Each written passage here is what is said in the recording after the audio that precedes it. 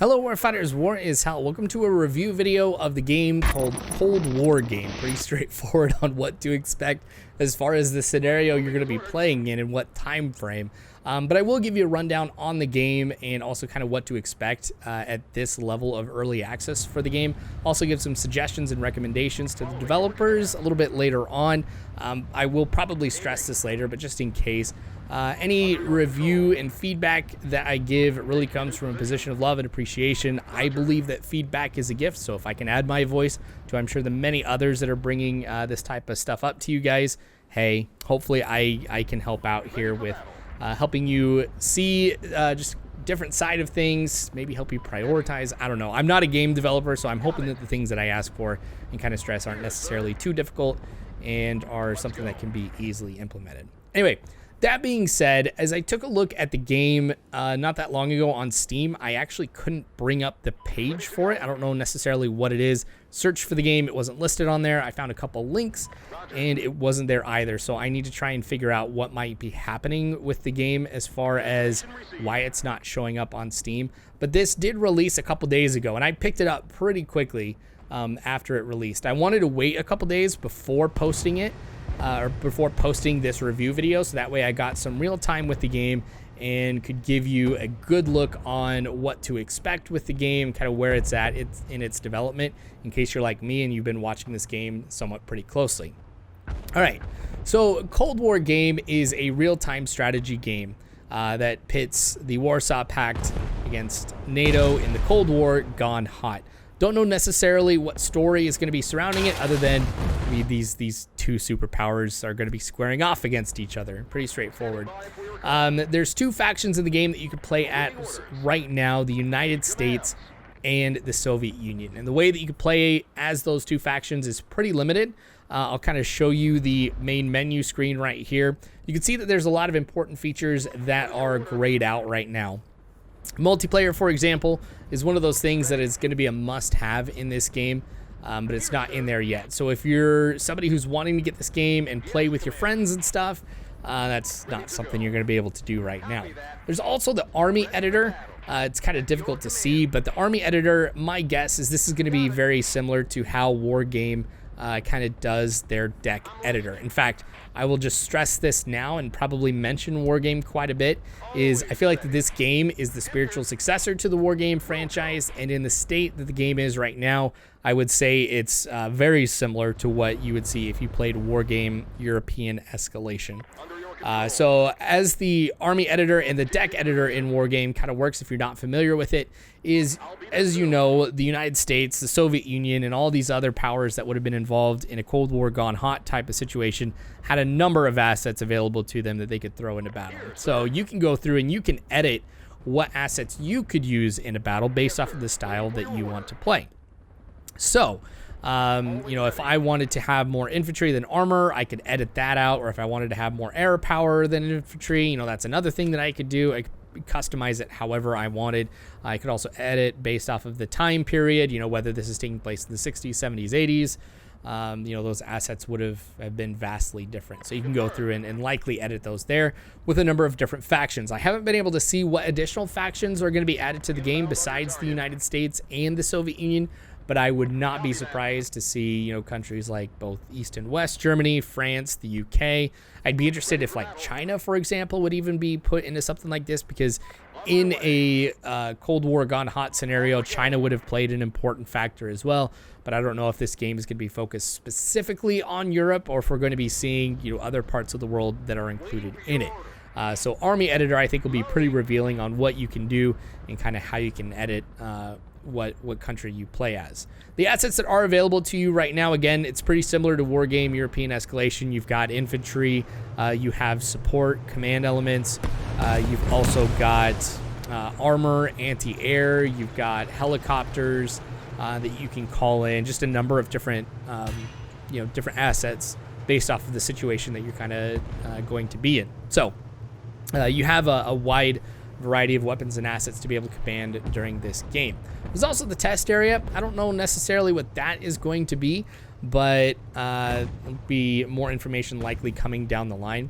There's one thing in here that I was surprised that I didn't see, and that was a campaign. I think that would be really cool to have a campaign, you know, where cause and effect does happen. So if you win a particular battle against the AI, how the map changes because of that, or, you know, is that going to turn into a protracted battle, you know, over a number of turns and things like that.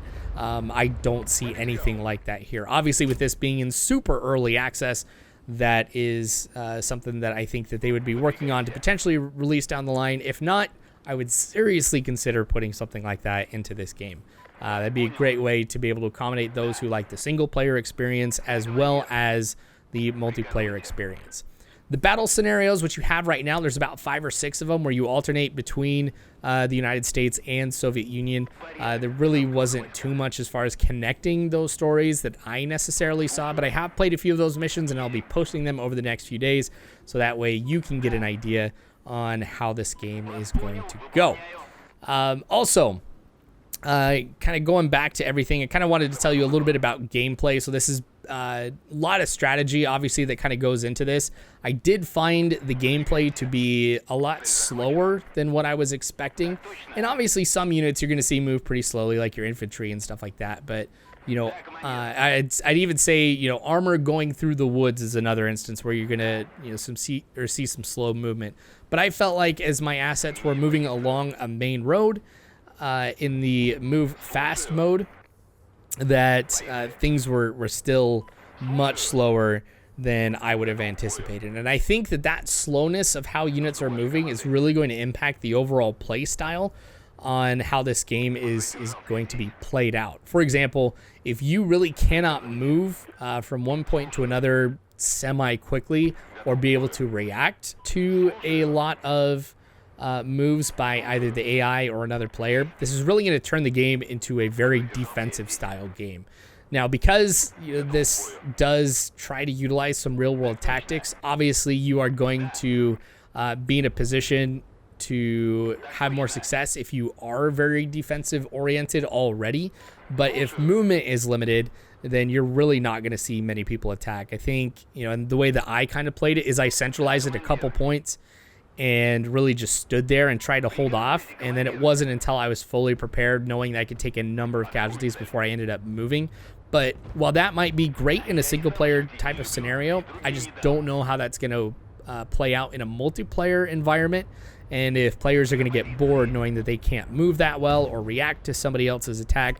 And again, I think they'll just kind of hunker down and hold some positions, and that's really it. That might be a detriment to the game overall, but that's, you know, kind of one thing that I wanted to point out. If there's opportunities to increase the speed of some units as they're moving along roads or out in the open, I think that's going to do a lot of good for how this game is going to play. Obviously, you don't want something super arcadey or anything like that, but I think you need to do some things to be able to boost opportunities to attack. So this does bring me to the part where I wanted to talk about AI in the game at this point. I would say the AI is pretty mediocre, and I would describe it as indecisive. And the reason why I kind of use the term indecisive, it's not just because that as I went through and I replayed missions, like there was one that I played more than once. I think like 3 or 4 times actually. The command units were in the same spot. The timing of the attacks happened at the same time in the exact same place, so there really wasn't much replayability as far as that goes. Like you know, decision making of the AI seemed almost non-existent. It was all scripted. But one thing that I noticed is as I was engaging AI, if I was in a position where I was in cover and they couldn't see me but I could see them, once they were taking fire, they would just hold their position. I think it'd be interesting to see some opportunities for the AI to make some decisions, like if they are being engaged, do they want to go ahead and move to a different position to get some cover? Do they want to attack what's firing at them? And I think that would be interesting for some additional dynamics, like you could set up ambushes or enemy falls back to a different position, and you know, as they get more and more condensed, it's obviously going to be more and more difficult to try and attack them. But you know, then you could bring up arty. Anyway, but it brings some additional dynamics to the game. So I would think about trying some ways to kind of rework the AI to make it more dynamic and more decisive. So that way it feels like if I am playing single player, I won't, you know, just be able to outsmart the AI at every turn. There were some cases, since I knew the AI were going to be in one position, that I would just bring in one unit to counter what it was and leave the main force kind of where they were. So I didn't feel like that there was a real risk for me to just send out one unit by itself. Like, I knew those guys were going to be there and that they were going to stay there, and that would also impact gameplay in the long term if that's how the AI were to remain. I also noticed too that with the elements that are in game, I think some of the ground units are balanced pretty well. Obviously, tanks are going to be used quite a bit throughout this, but I was really surprised at how ineffective helicopters were. When helicopters would come on the battlefield, I mean, that's one of those like, oh crap, like I know I'm screwed type of things. And I didn't necessarily feel like that as I was going up against them, or that I was really in a position to inflict a lot of damage with helicopters when I brought them into the battlefield. I felt like lock-on times for them were longer than what I would anticipate. I found accuracy on a lot of the assets, not just in the air, but even some of the missiles, like tow missiles and stuff on the ground, to be a lot less accurate than I would have expected.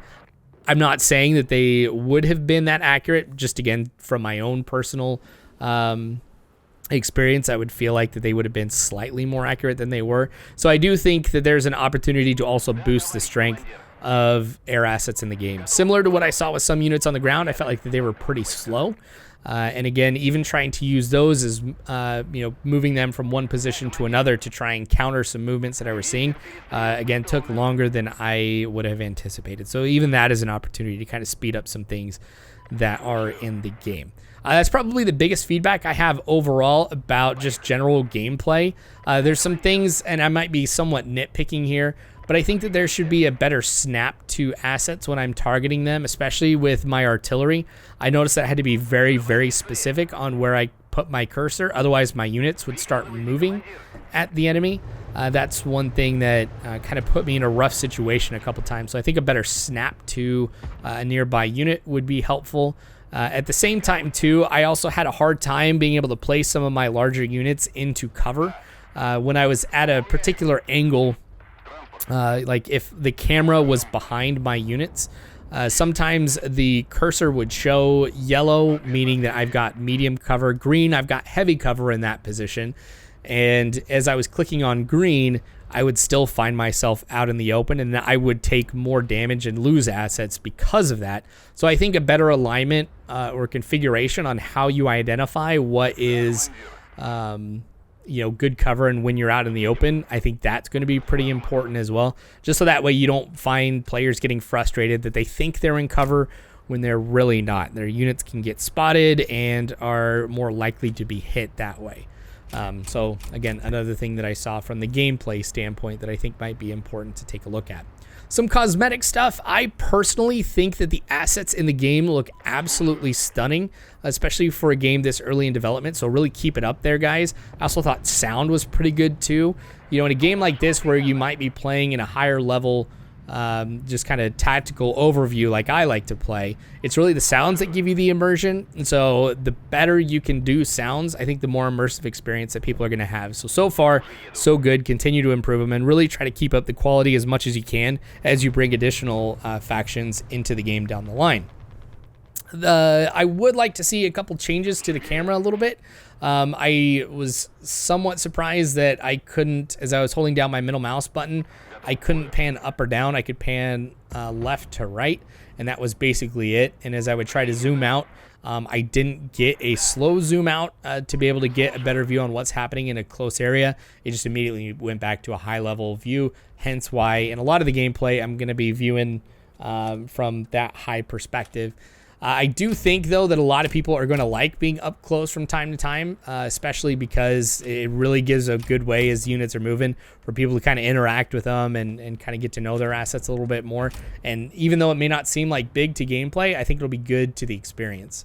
I'd also like to see an option to be able to remove the HUD, if only for us content creators who want to be able to create thumbnails, screenshots, and cinematic videos. Believe it or not, I think it's tools like that that developers sometimes kind of don't think about as a great way for players to help market the game. Like if there's good videos that can be produced or screenshots that can be shared on Twitter, Instagram, other places like that, you can find that players will help you do the work in being able to promote the game. So going through and allowing players to remove the HUD, I think is something that you guys should really take a look at as well with the game. As far as maps go, I think that the maps so far are pretty good, but I think there's a lot of room for improvement. And the missions that I played in so far, the maps have been completely flat. And I think that change in elevation is going to be very, very important, not only for how players are going to play this game and what tactics that they use, but I think just also feeling like these maps are vastly different than other ones. For example, you have a large hill. I think that would be awesome to get some units on it, so that way they have a tactical advantage, being able to fire down into an open area, but also being able to use terrain to mask my approach in certain areas, again, is something that I think is pretty important. So I hope that as more maps are developed, that you guys implement that. I also don't know how wide-reaching that you're wanting the change in geography to be. Like if this game is going to be specifically based off of what could happen in the Fulda Gap, or if you're looking at something like just across Europe. And if that's the case, I'd really look for opportunities to diversify not only the terrain, but also the the buildings and stuff like that too. I did see movement around the map be a little bit difficult. That might have been just because of the development or state of development, or I don't know necessarily what it was, but the problems that I had moving around the map were my assets would get stuck on some roads. In some cases, I saw my assets going through buildings. As we were moving along roads, my slower units would have the faster units basically just roll right on through them. As if they weren't even there. I don't know if that's something necessary that is a big deal. But as far as maps go, that is one thing that I would recommend, kind of taking a look at. If there's opportunities to introduce other parts of the world too, like, China, the Middle East, stuff like that, I think that would be a great particular add to this as well. One thing from the game is kind of like, or a couple things as far as Wishlist goes, is I would like to see fixed wing aircraft included in this.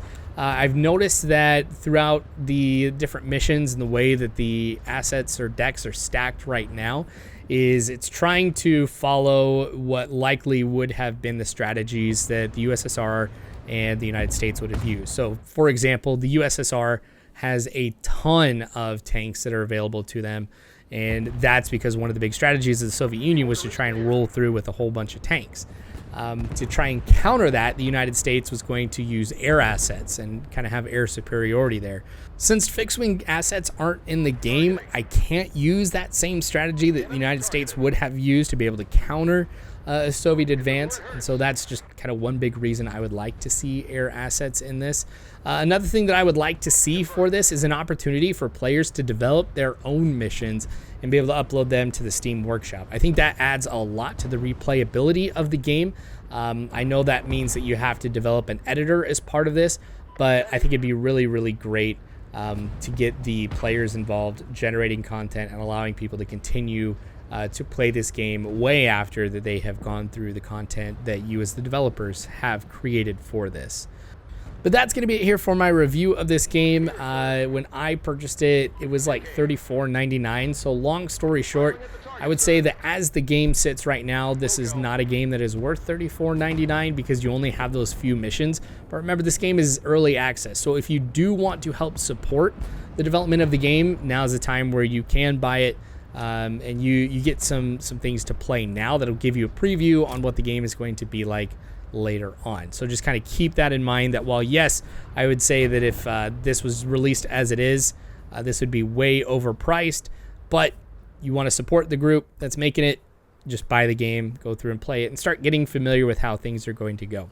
As things continue to progress, I'm sure I'll post some more videos on this game, and like I said, in the next few days I'll be posting some of the missions that I ended up playing here on Cold War Games, so you can get a better idea of what gameplay is like. But that's going to be it here for this episode. Thanks for watching. Again, thanks to everybody for your support. If you want to support me on Patreon, that is the best way to kind of help this channel grow. You'll find a link in the description below, as well as the link to the War is Hell Discord. Drop by and say hi, like the video, hit the thumbs up, button. That's how you like it. Subscribe, hit the bell icon. You guys know the drill. But anyway, thanks again for watching War is Hell. You don't have to worry because Warfighters, I got your 6.